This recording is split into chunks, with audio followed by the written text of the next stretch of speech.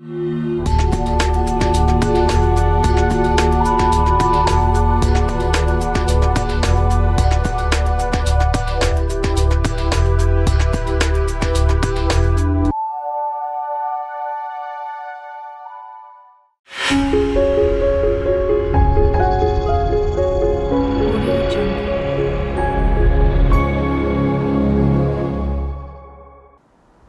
búsqueda de la remembranza política para presentar a usted aquí en este espacio de Comuniqué Channel, siempre en compañía de mi amigo don David Heredia, nos ha llevado a estar iniciando este programa. ¿Cómo estás, David? Bien, hasta hoy. Hasta hoy, esperamos que así por mucho tiempo. Así es. Y hoy pues un invitado también de larga trayectoria, de conocimiento del oficio político y también del entarimado que esta actividad entraña particularmente para nuestro estado, con algunas actividades, vamos a llamarle paralelas. Don Carlos Capetillo Campos, un gusto saludarlo a usted. Igualmente, Fernando. Bueno, pues ahí revisando algo de sus quehaceres, supe que fue usted director de los Astilleros Unidos de Veracruz, que fue usted director de Seguridad Pública en el Estado en los tiempos del gobernador Carlos Loret de Mola, fue usted director de Cordemex, y eso tiene sin duda mucha historia, delegado estatal del IMSS, el Instituto Mexicano del Seguro Social en Yucatán, a ver si estoy bien, Querétaro, Morelos, sí. Distrito Federal, sí. Y director regional en el norte. Así es. Bien, fue usted presidente del Comité Directivo Estatal del PRI. ¿Fue usted también en algún momento aspirante o suspirante, como le llaman ahora, por la presidencia municipal de Mérida? Recuerdo haber estado cerca de algunos de esos acontecimientos. Yo te faltó algo. Yo conozco a Carlos en finales de los años 50. Ajá. Caía el meteorito de Chicago. Todavía estaba humeante todavía el meteorito en la escuela Cisneros Cámara. ¿Es cierto, Carlos? Claro, ahí estudiamos. Ahí. Y también lo recuerdo que era mi jefe de la escolta de bandera de la escuela. Sí. ¿Sí? Y desde ahí él se va a estudiar a la Marden. ¿Es cierto? Cierto. Una carrera de contador público. Así es. Después lo veo en las grandes ligas, así, aparece en la época del gobernador, pero antes del gobernador estuvo en el Banco de Crédito Ejidal. Ajá. Todavía no era Banrural, ¿verdad? No, era Banco Nacional de Crédito Ejidal, agencia del Ejidal en Yucatán, y en 1962 se transforma en el Banco Agrario de Yucatán. Ok. La experiencia de Carlos es muy vasta, como ya lo ha dicho aquí Fernando, y lógicamente pues tenemos que ir escudriñando dentro de lo que es el pasado, porque son remembranzas, porque hay que hacerlo así. En la época estudiantil, Carlos se distinguió como un muchacho muy entrón para todo lo que significaba las lides estudiantiles. Y posteriormente, pues ya lo encontramos en la etapa de, estabas como contador en el banco, ¿no? Auditor. Auditor del banco. Y finalmente te vemos en el gobierno del el periodista Carlos Loret de Mola como oficial mayor. Así es. Eras oficial mayor. Sí, te recuerdo muy bien, te visité algunas veces allá en la oficialía. Y también, bueno, pues vino una época medio escabrosa en el 73-74, cuando la muerte del Charras. Así es. Finalmente sale un coronel que era el jefe de la policía y tú te haces cargo de la policía. Yo sustituyo al general Gozado. ¿Gamboa? No. El Gamboa es, durante su etapa sucede lo del Chagas. Sí. Y después de él llegan varios. Llega Martínez Lugo, que también fue jefe de la policía con el licenciado Manzanilla, y fue muy breve, demasiado breve su paso por allá. Y llega un general, y bueno, también hubo una serie de problemas. Yo era diputado y coordinador de la Cámara, y me pide el gobernador que me haga cargo de la policía. ¿Eras diputado por el 5º distrito? Así es, por el 5º distrito. Era la parte que correspondía a Celestún, Quinchil, todo por allá, ¿no? Era Mérida, con la parte de Zambulá, Madero, Bojorques, Tanlum, y Humán, Quinchil, Tetiza, Majil, Celestún. El poniente. Copomás, Chocholá, Mascanú, Jalachó. Bien, pues ahí son las andanzas de Carlos y pues tenemos que recordar también que él pues estabilizó una situación que se estaba tornando un tanto difícil aquí en la entidad. O sea, habían presiones estudiantiles y alaraquientos que en un momento dado pues causaron inestabilidad, ¿verdad? A ellos había sumado el fenómeno de los sindicatos de los transportistas urbanos. Así es. Y que hacían mucha presión, paros donde querían, estaban apoderados de la Plaza Grande. Sin embargo, bueno, hablando con ellos, pudimos deshacer ese nudo y se salieron de la Plaza Grande.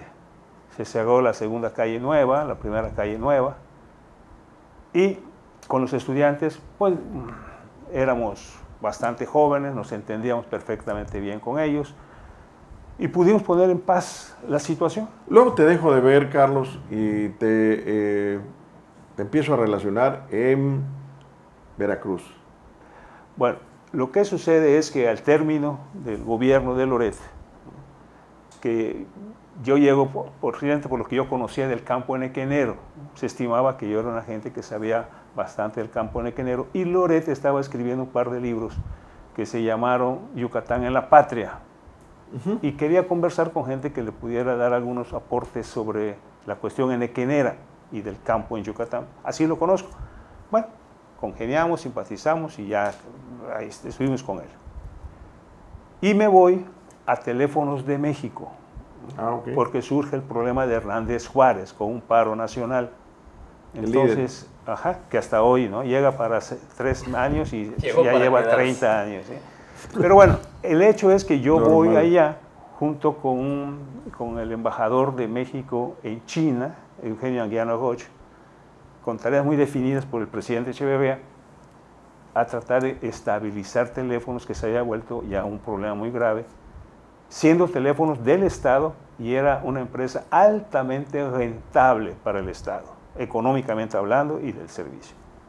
Ahí estamos un tiempo y de ahí nos vamos al combinado industrial Sahagún, al que pertenecían 4 empresas. Pertenecía Diesel Nacional, la Siderúrgica Nacional, Renault y Diesel. Entonces, esas empresas que tenían además capital francés, entonces me invitan como coordinador. Y ahí estamos de coordinador de todas las 4 plantas y después de subdirector de Diesel Nacional. Bien, pues vamos a tomarnos una pausa necesaria y enseguida regresamos. Esta historia continúa. Don Carlos, llegando nuevamente de Nequén, pues usted fue director general de Cordemex. Eso debe haber sido una experiencia interesante. Bueno, sin duda fue el puesto más gratificante emocionalmente para mí. ¿Por qué? Porque durante 20 años los yucatecos pedían al presidente de la República que un yucateco fuera el director de Cordemex. Había tenido 2 con una muy larga permanencia en ese cargo, y ese yucateco fui yo. Fue Miguel Olea primero. Miguel Olea duró 7 años, y Federico Río Seco 13. 13 años.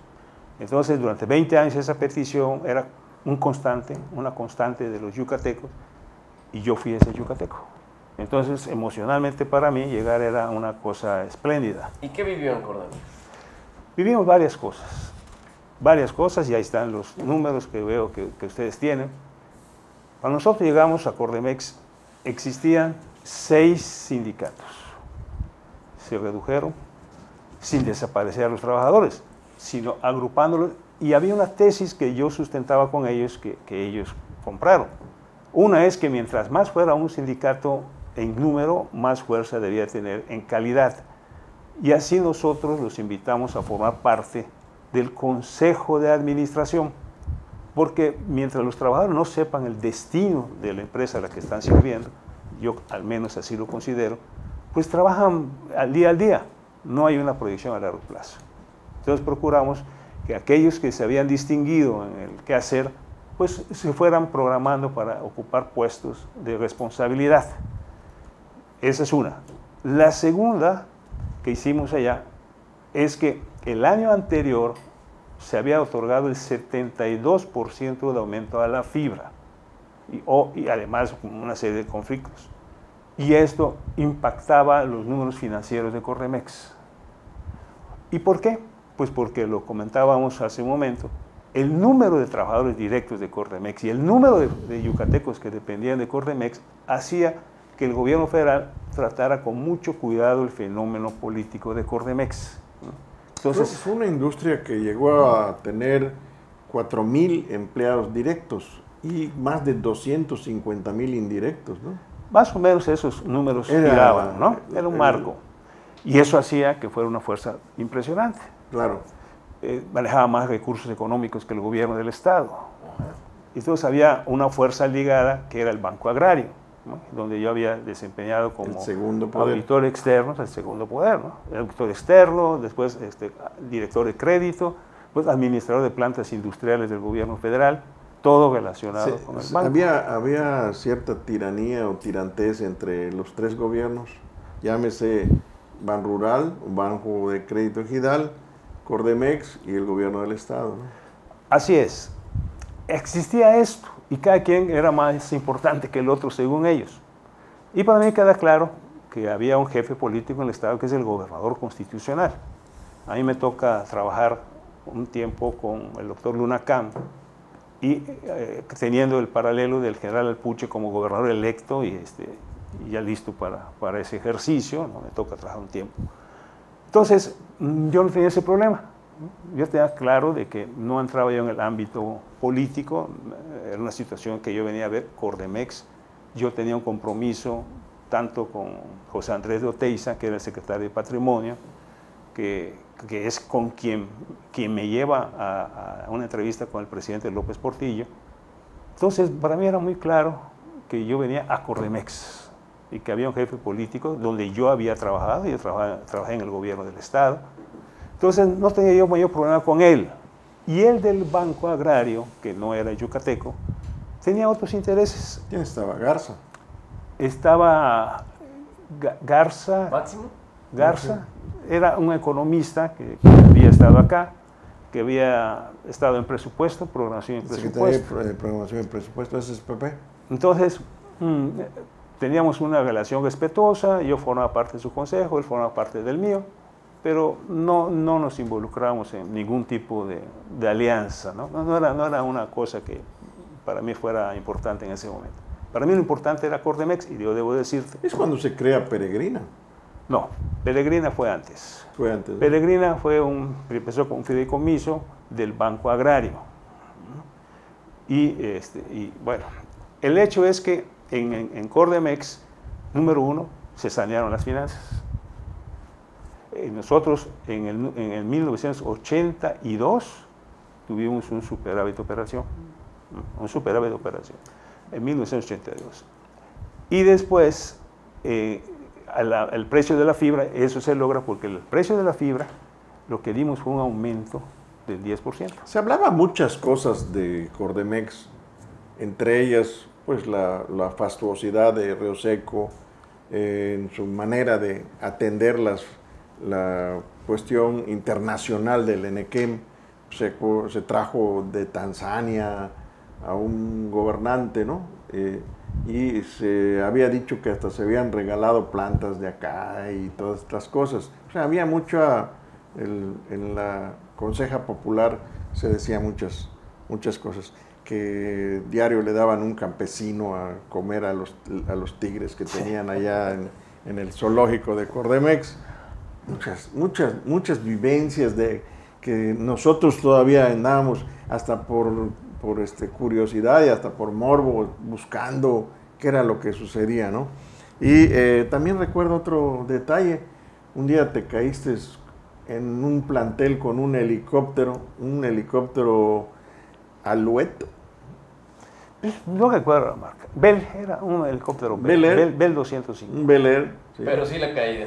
No, la caída... ¿Quiénes te acompañaban ahí? Pues mira, me acompañaba Enrique Rivas Zavala, que era el de Comunicación Social. La querida Queta. Me acompañaba mi hijo. ¿Estaba tu hijo? Mi hijo que había venido, él estudiaba en México, vino. Y nos invitaron a un desayuno de Tequila de Regil. Fuimos allá, después continuamos hacia Articulo, una junta con productores. Pero tenía que regresarme de urgencia, todo eso fue por vía terrestre. pero tenía que regresarme por urgencia a Cordemex para atender a unas gentes que llegaron del DF. Entonces el helicóptero fue a buscarme. La realidad es que no debimos haber hecho ese vuelo, porque en el momento que despega el helicóptero le sentimos la falta de fuerza y bajó. Te revelo un secreto. Un día anterior yo había volado en ese helicóptero prestado a la Secretaría de Obras, la Secretaría de Asentamientos Humanos y Obras Públicas, la SAOP, y el piloto que nos había llevado a hacer un recorrido muy extenso de casi 3 horas, al querer entrar a la ciudad de Mérida, sentimos viento de frente, y empezó a sonar el rotor de la nave. Y tuvimos que aterrizar en Tiquimul. Ahí está. Bueno, no fue sabotaje, fue mera coincidencia. Volvemos. No se vaya. Bien, en medio de estos gustos y sobresaltos en algunas ocasiones, luego sí tuvo usted su inquietud política o desde antes. Lo que sucede es que cuando tú ocupas cierto puesto o algún puesto que llama la atención, como el caso de Cordemex, como delegado del seguro, que en materia de delegaciones el Seguro Social es la delegación, diría yo, más importante, no solo por el servicio que presta, sino por los recursos que administra. Es verdad. Entonces, ese tipo de cosas, quieras o no quieras, el hecho de ser yucateco, te involucra en ese ritmo cuando se acercan las elecciones o la selección de candidatos. La realidad es que me gusta la política, nunca ha dejado de gustarme. Con David Heredia compartimos inquietudes estudiantiles en ese campo. Me gusta la actitud de la administración pública, lo que es la administración pública, me gusta. Creo que tengo alguna experiencia y alguna capacidad de resultados a la vista en todos los puestos que he tenido de administración pública. Y eso te lleva a ello. Hay cosas que no comparto, como son la promoción de personajes sin resultados, ¿no? Eso no lo comparto. Yo creo que los resultados que tú otorgas son los que te deben dar tu pase para la siguiente son la mejor promoción. ¿Sí? Entonces, se mencionaba, yo recibí invitación del delegado del PRI en Yucatán, César Hernández, yo recibí la invitación, siendo director de Cordemex, que me la daba a nombre de quien en ese momento, y no lo recuerdo, era el presidente del partido, para ser senador, candidato a senador. Y mi respuesta fue la misma en otra ocasión, en esa y en otra ocasión. Yo estoy aquí con un compromiso, en ese entonces, con Andrés de Oteiza. Pregúntele a Andrés de Oteiza. Si él considera que yo debo, yo voy. La siguiente fue con Genaro Bobeo, que es mi amigo, Genaro Bobeo, y me dijo, "Ay, director general del IMSS en ese tiempo". En ese tiempo, ¿no? Entonces, oiga, pero Genaro, yo dije muy claro, ¿no? Tengo un compromiso contigo, y bueno, pero es que esto debes haber hecho, ya pasó. Entonces, ya pasó, y yo no miro mucho atrás, tengo miedo de convertirme en estatua de sal, ¿no? Yo soy de los que creen que lo mejor está por venir. Lo mejor está por venir y a mi edad. Carlos, son muchas las cosas que hay que conversar y el tiempo a veces es inexorable, no a veces, siempre es inexorable, nos ganan y todo, pero vamos a recordar algunas cosas más recientes. ¿Qué es lo que, a qué te dedicas? ¿Qué es lo que haces? ¿Cuál es tu vida diaria? Bueno, mira, mi vida diaria es muy breve para lo que yo quisiera hacer. Yo a las 5:30 estoy en el gimnasio. Siempre tengo un desayuno con mi mujer, desayuno con mis amigos, desayuno con alguien, siempre. Tengo una oficina en la Avenida Isaac, que era la casa donde nosotros crecimos. Ahí voy normalmente de martes a viernes. Los sábados tengo trabajo, que estoy recopilando una serie de informaciones, estamos recopilando una serie de documentos. ¿Has hecho libros? 4. 4 libros. Sí, el primero fue El Sentido Común, al que yo soy un fanático del sentido común, que se llama Sentido Común, Reflexiones.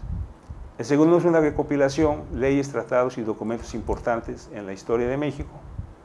El tercero es Eduardo Neri, Eduardo Neri, que tuvo un éxito dentro de la Cámara de Diputados y porque me lo patrocina el Congreso de la Unión. Ellos lo editan porque un año se llama Año de Eduardo Neri y el otro año se llama año de Belisario Domínguez. A ver si estoy equivocado. ¿Neri fue astronauta? No, eso fue Rodolfo Neri Vélez. Ese es el nieto.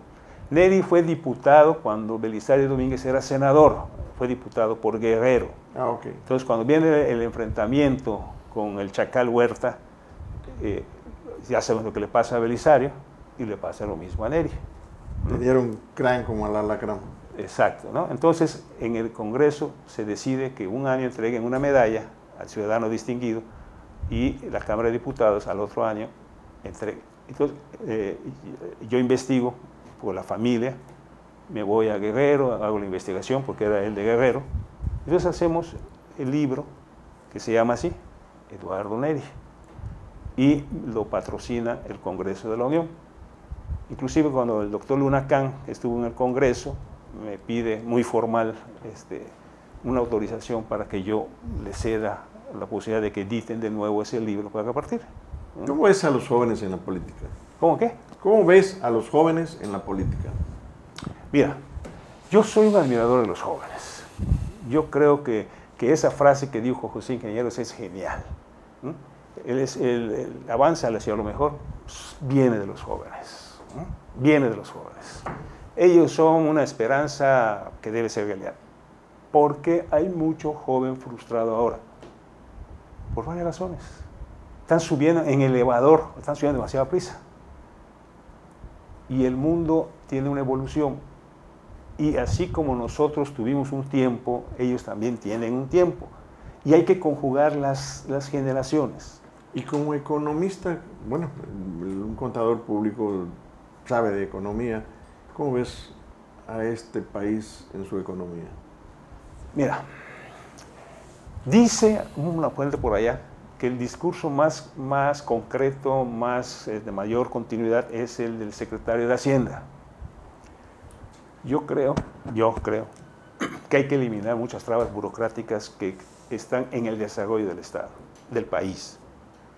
No puedo entender que haya 52 millones de pobres y cada año sea con más dinero dedicado a combatir la pobreza, cuando México tiene una enorme cantidad de recursos, que cualquiera de ellos, cualquier país lo desearía. Tenemos costas, litorales, tenemos ruinas arqueológicas, tenemos bosques, plata, oro, uranio, lo que quieras. Entonces, no puedes entender que haya pobreza. Y mucho estriba en una administración pública que está hecha para ser deficiente. La reglamentación de la administración pública es una selva para demostrar incompetencia. No puede hacer otra cosa. Tienes que romper las normas para hacerlo y no todos arriesgan. Un último detalle para cerrar. ¿Alguna posición, alguna actividad, algo que le hubiera gustado ser y no se dio? La vida conmigo fue muy generosa, Fernando. Yo quise ser auditor y no solamente fui auditor, fui jefe de auditoría del Banco Nacional de Crédito Federal del país. Quise ser administrador de plantas industriales del gobierno federal y fui administrador de plantas industriales. Quise ser director de Corremex y fui director de Corremex. Quise entrar al Seguro Social, no tenía yo mucha idea de su estructura, pero yo entré, 20 años estuve en el Seguro Social. Tuve servicios generales, tuve orientación y quejas a nivel nacional y delegado en varias partes y director. Es decir, he sido un agente premiada por la vida. He sido. Si tú me dices qué hubieras querido ser, yo creo que yo hubiera querido ser senador de la República. El Senado. El Senado. Pues ni hablar, así es esto. Hay cosas que uno encuentra sin querer y otras que busca y no las encuentra. Nosotros hemos tenido el enorme placer de encontrarnos con usted en este espacio de Comunique Channel. David Heredia. Muchas gracias. Un servidor, Fernando Río. Y por hoy, gracias a don Carlos Capetillo Campos. Gracias. Hasta la próxima.